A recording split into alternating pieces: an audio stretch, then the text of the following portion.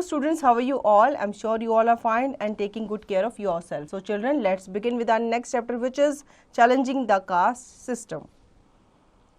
Key highlights: famous social reformers who oppose the evils of age-old caste system in society. Consequences of the reform activities.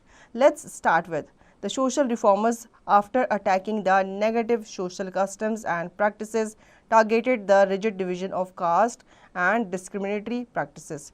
During the British period, there were some major social reform movements that protested against the social inequality and discrimination which exists in our society. तो बच्चों, जब Britishers Bharat आए थे तो उससे पहले से ही हमारे समाज में काफ़ी कुप्रथाएं जो थी वो चली आ रही थी।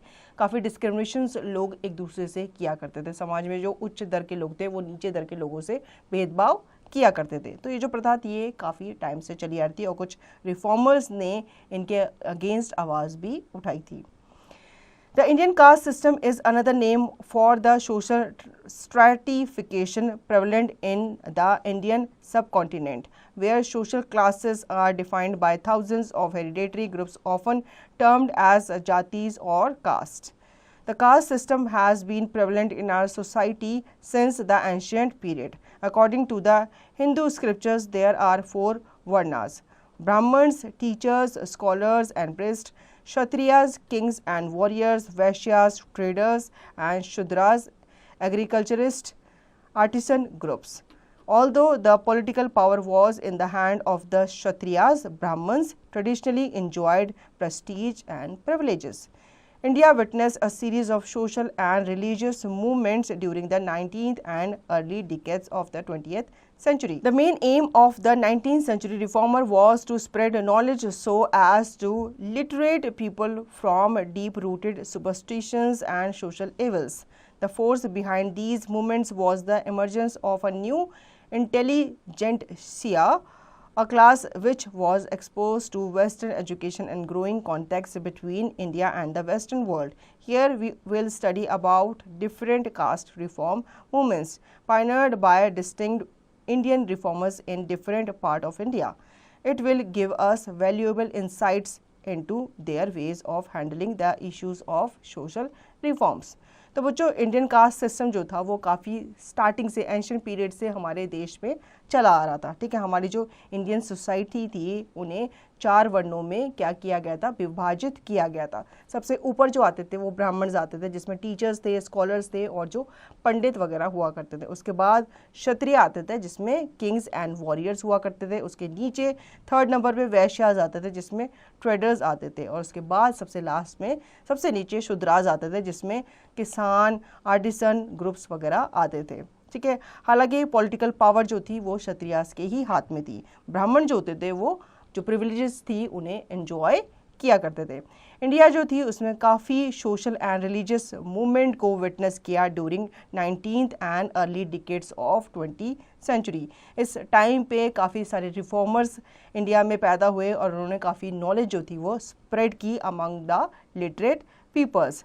ठीक है, उन्होंने जो सुपरस्टिशंस था उन्हें हटाने की कोशिश की और समाज में जितने भी सोशल एवल्स थे उन्हें भी उन्होंने हटाने की कोशिश की थी। वीरासलिंगम Kondukuri Veerasalingam was a social reformer from Andhra Pradesh. Born in an orthodox Andhra family, he is widely considered as the man who first brought about a renaissance in the Telangana region. There was excessive caste rigidity in Andhra Pradesh in 19th century. Social life was dominated by the caste system and religious dogma, and it was impossible to make a clear distinction between the two. Child marriage, polygamy, devadasis, dowry and superstitions were prevalent evils. Untouchables and social outcasts were not treated as human beings. Western education and ideas of reform had created an impact on a small section of the populace which could be termed as the intelligentsia. In Andhra Pradesh, the cultural renaissance and the reform movements were both started by Veerasalingam Pantulu, who hailed from Rajamundru. Though he came from an orthodox family, he realized that the prevailing customs and traditions were not rational. He was deeply influenced by the writers of Keshab Chandra Sen. Reforms related to women were his first priority. He worked to eradicate child marriage, polygamy, and sati, projecting his arguments through a drama. Brahma V. Vamik, serialized in his journal Haya Sanjeevani. Vivek Vardhani, published by Veerasalingam, was a journal devoted to uncompromising social regeneration. Veerasalingam was pioneer in borrowing from both English and Sanskrit literature through his satirical novel Prahasanam, a new literature genre, and plays to propagate his ideas on social reforms. In his speeches and writings, Veerasalingam focused on the need to spread scientific knowledge and rational ways of thinking. He advocated for the spread of scientific education in local languages. He believed that social reform should take place along with political reform, if not before it. In his presidential address at the Indian Social Conference in 1888, he declared that I believe the political development of a country must largely depend upon the social condition of the community, which supplies the physical, intellectual, and moral resources of the people. He was a typical representative of early Indian nationalism. तो बच्चों हम बात करेंगे वीरसलिंगम के बारे में, जो कि एक सोशल रिफॉर्मर थे और इनका जन्म आंध्र प्रदेश में हुआ था. इनका जो फैमिली थी वो एक ऑर्थोडॉक्स फैमिली थी, ठीक है. उसके बावजूद भी इन्होंने काफ़ी सारे सोशल वर्क किए थे अपने समाज में. लोगों के जो लोअर कास्ट थी उनको अपलिफ्ट करने के लिए, जो चाइल्ड थे उनको अपलिफ्ट करने के लिए, और जो वुमेंस का जो दर्जा था समाज में उसको भी अपलिफ्ट करने के लिए इन्होंने काफ़ी आवाज़ें जो थी वो उठाई थी. आंध्र प्रदेश में कल्चरल रिनेसांस के दौरान इन्होंने काफ़ी रिफॉर्म मूवमेंट्स भी जन्म दिए थे, उनको स्टार्ट किया गया था. इन्होंने राजमुद्री से जो थी इन्होंने शिक्षा ली थी, और उनके आने के बाद इन्होंने क्या किया था, रियलाइज़ किया था कि ये जो कस्टम्स हैं, ट्रेडिशंस हैं, उनको रैशनल नहीं मानना चाहिए, मतलब उनको समाज से क्या करना चाहिए, हटाना चाहिए. ये केशब चंद्र सेन की जो राइटिंग्स थी उनसे काफ़ी इन्फ्लुएंस हुआ करते थे, और वुमेंस के जो रिफॉर्म्स थे उनके बारे में हमेशा बात करते रहते थे. मतलब वुमेंस की जो स्थिति थी उसको सुधारना इनकी फर्स्ट प्रायोरिटी मानी जाती थी. इन्होंने चाइल्ड मैरिज को भी समाज से इरेडिकेट करने की कोशिश की. पॉलीगैमी, सती प्रथा को भी समाज से हटाने के लिए इन्होंने भरसक प्रयास किए थे. Fact file: Sister Nivedita was a prominent disciple of Swami Vivekananda. Her real name was Margaret Elizabeth. Inspired by his teachings, she came to India from Ireland and dedicated her life towards working for the poor and emancipation of women. तो बच्चों sister Nivedita के बारे में बताया जाता है, वो एक डिसिपल मानी जाती थी स्वामी विवेकानंदा की. उनका रियल नेम जो था मार्गरेट एलिजाबेथ था, ठीक है, और वो स्वामी विवेकानंद की टीचिंग से काफ़ी इंस्पायर हुई थी. उन्होंने इसीलिए इंडिया आई थी और वो इंडिया में ही सेटल हो गई थी, और इंडिया में सेटल होते हुए उन्होंने पुअर्स के लिए, वुमेंस के लिए, चाइल्ड्स के लिए काफ़ी ज़्यादा काम किया था. श्री नारायण गुरु, केरला. श्री नारायण गुरु was the apostle of social equality. He was a great saint and social reformer. He was born at Champas Hanthi, a small village in Kerala, in 1856. He belonged to Azava community, which constituted the single largest community among the downtrodden classes in Kerala. A religious person since his childhood, Sri Narayan Guru did not believe in the caste system. He was determined to eradicate the social disabilities imposed on lower caste. Narayan Guru realized the evils of casteism and pioneered the lower caste movement in Kerala.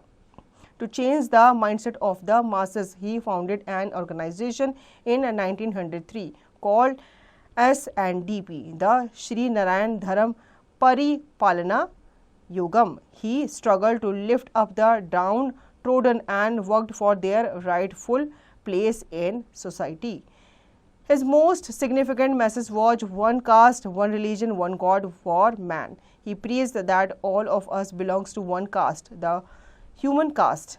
The Hindu texts themselves clarify that it is not janma, birth, that determines caste, but guna, aptitude, ability, interest and karma, occupation, activities, work. In 1888, one Shivratri night, Narayana Guru picked up a Shivlinga from the Nayar river and consecrated to make declared sacred it at Aruvipuram near Trivandrum. When challenged, he replied mildly, "It was only an Asaha Shiva that I consecrated." The great irony of that simple statement. How could Shiva belong to any particular caste? Reverberated throughout the land. This was the very first Satyagraha, a peaceful, non-violent protest against obvious injustice. इसके बाद बच्चों हम बात कर लेते हैं श्री नारायण गुरु के बारे में। ठीक है, श्री नारायण गुरु जो थे वो एक पोस्टल थे सोशल इक्वालिटी के, और वो एक ग्रेट संत थे एंड सोशल रिफॉर्मर भी माने जाते हैं। ठीक है, उनका केरला के एक छोटे से गांव में जन्म हुआ था। वो एक इजावा कम्युनिटी से बिलोंग करते थे।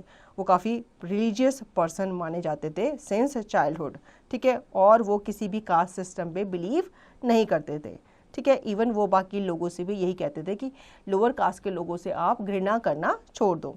नारायण गुरु जो थे उन्होंने रियलाइज़ किया, जिससे जैसे वो बड़े होते गए उन्होंने समाज में फैली कुप्रथाओं के बारे में उन्होंने जाना, और उन्होंने कोशिश भी की समाज से काफ़ी कुप्रथाओं को हटाने की। वो लोगों के माइंडसेट को हमेशा चेंज करते रहते थे, और उन्होंने एक ऑर्गेनाइजेशन की भी खोज की थी जिसमें वो स्ट्रगल करते रहते थे हमेशा डाउन ट्रोडन एंड जो पुअर लोग होते थे सोसाइटी के, उनको अपलिफ्ट करने की। Jyotiba Phule, Maharashtra. Jyotiba Phule was born in 1827 in Pune and studied in Christian missionary schools. Since his father and uncles served as florists under the Peshwas, they came to be known as Phule. Jyotiba was greatly influenced by Thomas Paine's ideas. A painful incident made him aware of the inequities of the caste system. He was invited to attend a wedding ceremony of his Brahmin friend, where he was insulted in the name of caste. Deeply hurt, Jyotiba struggled throughout his life to defy the caste system and serve the Shudras and women who were deprived of all their rights as human beings. He strongly attacked the stronghold of Brahmins, believing that they blocked others from gaining access to avenue of knowledge and influence. He appealed the masses to resist the tyranny of the Brahmins. In 1873, he founded Satya Sodhak Samaj, Society of Seekers of Truth. The main objective of the organization were to liberate the Shudras. All the members of the organization were accepted to treat human beings as children of God. He opposed idolatry and supported widow remarriage and women's education. He stressed on the unity of man and emphasized a society based on liberty, equality and fraternity. In 1873, Phule wrote Gulamgiri, meaning slavery, which was dedicated to all those Americans. He passed away on 28 November 1890. तो बच्चों हम ज्योतिबा फूले के बारे में बात कर लेते हैं। इनका जन्म जो था वो महाराष्ट्र में हुआ था, और ये भी स्टडी करते थे क्रिश्चियन मिशनरी स्कूल में ही। ठीक है, इनके जो फादर अंकल थे वो फ्लोरिस्ट थे अंडर द पेशवाज। ठीक है, इसके बाद ये काफ़ी लो कास्ट से बिलोंग करते थे, तो इनके जो एक बार एक इंसिडेंट ने इनकी जो लाइफ थी वो टोटली चेंज कर दी थी। इनको इनवाइट किया गया था एक ब्राह्मण फ्रेंड की मैरिज सेरेमनी में। वहाँ पे जब ये गए थे तो इन्हें काफ़ी इंसल्ट जो था वो फील कराया गया था कास्ट के नाम पर। मतलब वहाँ पे जो बड़े समाज के लोग थे, ब्राह्मण लोग थे, उन्होंने इनके साथ जो था भेदभाव किया था, जिनसे काफ़ी डीपली हर्ट हुए थे, और इन्होंने थ्रू आउट स्ट्रगल किया था अपने कास्ट सिस्टम को डिफाई करने में। और साथ ही साथ इन्हें शूद्रास को भी इन्होंने क्या किया था, सर्व किया था, और वुमेन्स को भी डिप्राइव किया था of all their rights as human beings. मतलब जैसे बाकी के जो लोग हैं, जो आदमी हैं, उनको जो राइट्स मिलते हैं वही राइट्स जो है वो वुमेन्स को भी मिलने चाहिए। इन्होंने काफ़ी सारे जो समाज में कुरीतियाँ फैली हुई थी उनको भी इन्होंने बंद करवाया था, उनके अगेंस्ट इन्होंने आवाज़ उठाई थी। Periyar E.V. Ramaswamy, Tamil Nadu. The Indian Socrates E.V. Ramaswamy Nakers was born at Erode town in Tamil Nadu in 1879. In 1904, he left home for Vijayawada. After some time, he went to Kashi, a sacred town of the Hindus. There he was not allowed to attend a feast which was exclusively for Brahmins. This event left a lasting impact on the mind of young Pariyar. Consequently, thinking on his renunciation led him back to family life. He was an ardent supporter of social equality. His philosophy was based on social justice and rational outlook. He condemned casteism in all its forms and started the Vaikom movement against untouchability. Many popular national leaders like Gandhiji, Raja Gopal Achari and Acharya Vinoba Bhave participated in this movement. Finally, the Raja of Travancore abolished this inhuman practice by an act. He founded the first non-Brahminical organization in South India in 1917, which was later known as the Justice Party. He accused the Congress of being a party of Brahmin. He started the self-respect movement and actively participated in the Khadi propaganda, the movement for prohibition, and led the Vaikom movement for allowing lower caste people to enter temples. His followers called him Thantai Father and Pariyar Great Soul.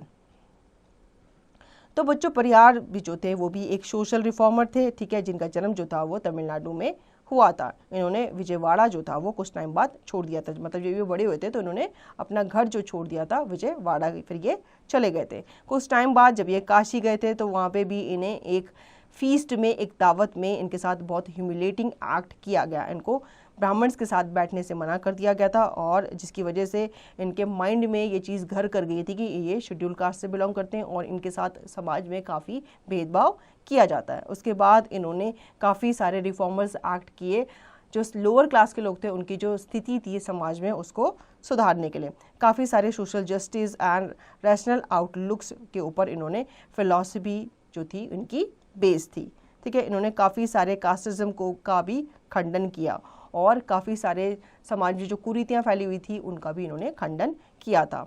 और इन्होंने काफ़ी सारे movements में भी participate किया था, जैसे khadi movement था उसमें भी इन्होंने पार्टिसिपेट किया था।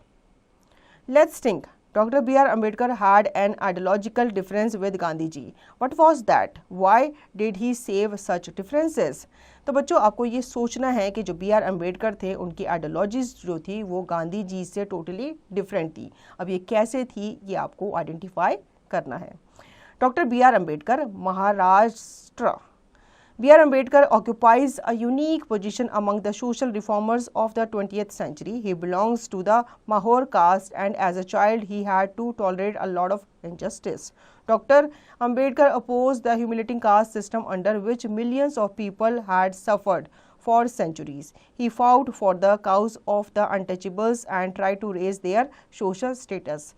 In July 1924, Ambedkar started the Bahishkrit Hitakarni Sabha, an organization whose objective was to raise the moral and material status of the untouchables. He also struggled for the untouchables' rights to temple entry and to draw water from public wells. In 1930, he made his presence felt in national politics. He demanded separate electorate for untouchables. He participated in the Round Table Conference and argued strongly in favor of upliftment of the oppressed classes. He wrote a number of books, published journals and establishment institutions to promote the interest of the oppressed classes. In 1942, he founded the Scheduled Caste Federation as an All India Party. अब बच्चों, भीमराव अम्बेडकर जो थे उनको तो हर कोई जानता है, ठीक है। इन्होंने जो हमारे देश का संविधान है वो बनाया था, लेकिन इनके स्टार्टिंग जो एज थी वो काफ़ी डिफ़िकल्ट, काफ़ी स्ट्रगल वाली रही है। पहले तो ये एक मैहौर कास्ट से बिलोंग करते थे, ठीक है, और इन्होंने अपने बचपन से काफ़ी इनजस्टिस भी देखी है समाज में, स्कूल्स में या जहाँ जहाँ पे ये लोग जाते थे वहाँ पे इनके साथ इनजस्टिस हुआ करती थी, भेदभाव इनके साथ किया जाता था, इनको मंदिरों में नहीं आने दिया जाता था, इनको स्कूल्स वगैरह में ब्राह्मण बच्चों के साथ पढ़ने नहीं दिया जाता था। तो इसलिए इन्होंने अनटचेबल्स के लिए काफ़ी आवाज़ जो थी वो उठाई थी। तो बच्चों, जुलाई 1924 में अंबेडकर जी ने एक सभा जो थी उसका आयोजन किया था, मतलब उसको ऑर्गेनाइज किया था, जिसका नाम था बहिष्कृत हिताकर्णी सभा। इसमें उन्होंने काफ़ी सारे मुद्दों पर, जो सामाजिक मुद्दे थे उन पे उन्होंने आवाज़ उठाई थी और उनके खिलाफ उन्होंने बात भी की थी। जैसे अनटचेबल्स के लिए काफ़ी समाज में कुरीतियाँ जो थी वो फैली हुई थी, तो उनके स्टेटस को बढ़ाने के लिए उन्होंने बात की थी। साथ ही साथ उन्होंने अनटचेबल्स के राइट्स के लिए बात की थी, स्ट्रगल की थी, ठीक है। और इस तरह से उन्होंने काफ़ी नेशनल पॉलिटिक्स, नेशनल मूवमेंट्स में भी पार्टिसिपेट किया था। Mahatma Gandhi Gandhiji felt that political independence had no significance without social independence. He therefore merged the two streams, social reforms and freedom movements, taking up constructive work for the uplift of Harijans and women. He founded Harijan Sevak Sangh and Sevagram Vardha as a part of his freedom movement. Gandhiji combined in himself all the qualities and strengths that social and political movements typically need. He fought the evils of untouchability and poverty. He insisted on the equal status of women and man. His followers lent their services voluntarily, undertaking manual work for developing the community. Gandhiji gave equal weightage to both means and works. तो बच्चों गांधी जी भी थे, ये भी एक informer के रूप में ही सामने आए थे, ठीक है। इन्होंने काफ़ी सिग्निफिकेंट वर्क किए थे सोशल इंडिपेंडेंस दिलाने के लिए। इसके साथ साथ इन्होंने मर्ज किए थे दो स्ट्रीम सोशल रिफॉर्म्स को, ताकि जो फ्रीडम मूवमेंट है वो कंस्ट्रक्ट किया जा सके। इन्होंने हरिजन्स एंड वुमेन्स के अपलिफ्टमेंट के लिए भी काम किया था। इन्होंने हरिजन सेवक संघ का और सेवाग्राम का इन्होंने फाउंड भी किया था, मतलब उसके जो सभा है उनका इन्होंने स्थापना भी की थी, ठीक है। और काफ़ी सारे फ्रीडम मूवमेंट्स में भी इन्होंने पार्टिसिपेट किया था। गांधी जी कंबाइंड थे इन हिमसेल्फ ऑल क्वालिटीज़, उनके अंदर काफ़ी सारी क्वालिटीज़ थी एंड स्ट्रेंथ थी, जिसके through social and political movement जो थे वो टिपिकली रिक्वायर्ड थे। वो काफ़ी सारे समाज में जो कुरीतियाँ फैली हुई थी, अनटचेबिलिटी थी, पॉवर्टी थी, उसके खिलाफ इन्होंने आवाज़ भी उठाई थी। और ये इंसिस्ट करते थे स्टेटस पे, जो इक्वल स्टेटस है वुमेंस का एंड मेंस का, उस पर ये इंसिस्ट करते थे। मतलब समाज में जितना अच्छा दर्जा, जितना समान दर्जा मेंस को दिया जाता है, उतना ही समान दर्जा वुमेंस को भी दिया जाना चाहिए। Fact file: Harijan was a newspaper first published on 11th February 1933, brought out by Mahatma Gandhi from Yerwada jail. तो बच्चों हरिजन जो था एक न्यूज़पेपर था जिसे पहली बार पब्लिश किया गया था 11th February 1933 में। ये ब्रॉट आउट किया गया था महात्मा गांधी के द्वारा जब वो यरवेदा जेल में कैद थे।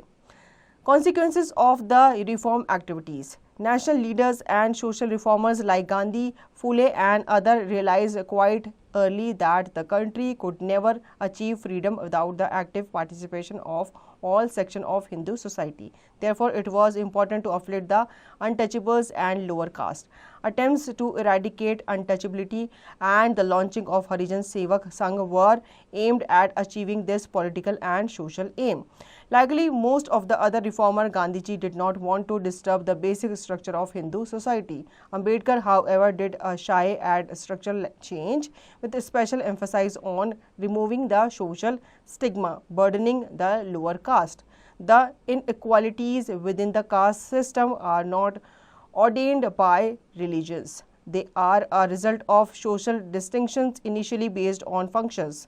These later degenerated into a rigid social structure where power and privilege were unequally distributed. Higher caste, who had performed the functions of performing religious rites and purveying education, acquired monopoly over sacred rituals, access to scriptural texts, and relatively greater access to power and privileges. The maintenance of this power structure perpetuated inequalities and disabilities of the lower castes, which form the base of the power-privilege pyramid. The influence of Western culture and the introduction of modern education by the British affected individuals in a twofold manner. It fueled an ambition for a progressive and improved social structure, but it created a deep-felt resentment among rigid traditionalists against the reformers who were struggling for social justice. Thus, the society got the message that many of those traditions which were detrimental to society were nevertheless an intrinsic part of the Hindu religion. Change happens in the mind. Hence, Reformers have to first change the way people think, the way in which they see their world, before change can manifest itself. Education was the sole solution because it broadens the mind and encourages rationalism that sets the stage for changes. तो बच्चों इन reform activities के consequences के बारे में जान लेते हैं। काफ़ी सारे national leaders and social reformers जो थे, जैसे कि गांधी जी, फूले, इन लोगों को जान चुके थे कि समाज में कौन सी कुरीतियाँ जो है वो फैली हुई थी। तो उन लोगों को समाज में अपलिफ्ट करने के लिए इन्होंने काफ़ी सारे जो कदम थे वो उठाए थे। जैसे कि इन्होंने समाज से अनटचेबिलिटी को हटवाया, हरिजन सेवक संघ का इन्होंने निर्माण किया ताकि जो हरिजन वाले जो दल हैं, जो लोग हैं, वो इस संघ का फ़ायदा उठा सकें और अपनी जो समाज में जो उनकी स्थिति है उसे भी सुधारा जा सके। ठीक है, काफ़ी सारे रिफॉर्मर्स जैसे कि गांधी जी, वो basic structure of Hindu society को डिस्टर्ब नहीं करना चाहते थे। हालांकि अंबेडकर ने काफ़ी सारे स्ट्रक्चरल चेंज किए और कुछ एम्फसाइज भी उन्होंने डाला जो कुरीतियाँ थी उनको रिफॉर्म करने के लिए। उसके बाद जब ब्रिटिशर्स समाज में आए, ब्रिटिशर्स इंडिया में आए, तो उनके थ्रू भी काफ़ी सारे रिफॉर्म्स किए गए थे। काफ़ी सारी कुरीतियों को उन्होंने बिल्कुल बैन कर दिया था, उनको पनिशेबल एक्ट उन्होंने क्या कर दिया था, बना दिया था। साथ ही साथ उन्होंने एजुकेशन पे भी ध्यान दिया था, क्योंकि एजुकेशन जो है एनकरेज करती है लोगों को उनके अंदर समानता का एक आभास उन्हें कराने के लिए। तो इसके थ्रू एजुकेशन ने भी काफ़ी इंपॉर्टेंट रोल जो था प्ले किया था, समाज में जितनी भी कुरीतियाँ जो फैली हुई थी उनको समाज से हटाने के लिए। Now fact file. Dadabhai Naoroji along with U B Wacha started the Rahnumai Mazdayasnan Sabha for safeguarding the Parsis against the evils of society and also to protect the Zoroastrian religion.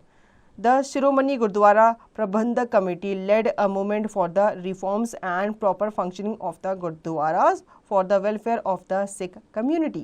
तो बच्चों दादाजी नौरोजी जो थे उन्होंने यूबी वाचा के साथ मिलकर एक रहनुमाई मजनदयासन सभा जो थी वो ऑर्गेनाइज की थी, जिसमें जो पारसीज थे उन्हें एक तरह का प्रोटेक्शन वो दिया करते थे। शिरोमणि गुरुद्वारा प्रबंधक कमेटी जो थी उन्होंने भी एक मूवमेंट जो था वो चलाया था, जिसमें उन्होंने प्रॉपर फंक्शनिंग और रिफॉर्म्स के बारे में बात की थी, जिसमें उन्होंने सिख कम्युनिटी के वेलफेयर को बढ़ावा दिया था। तो बच्चों आई होप आप इस चैप्टर के थ्रू समझ गए होंगे कि समाज में 19वीं सेंचुरी 18वीं सेंचुरी के आसपास कौन कौन सी कुरीतियाँ जो थी फैली हुई थी, कौन कौन से कास्ट सिस्टम जो थे वो समाज में फैले हुए थे और कैसे उन्हें रिफॉर्मर्स के थ्रू ठीक किया गया। आई होप आपको ये चैप्टर अच्छे से समझ में आ गया होगा। अब इसका रिवीजन और दी गई एक्सरसाइज की प्रैक्टिस आप खुद से करेंगे।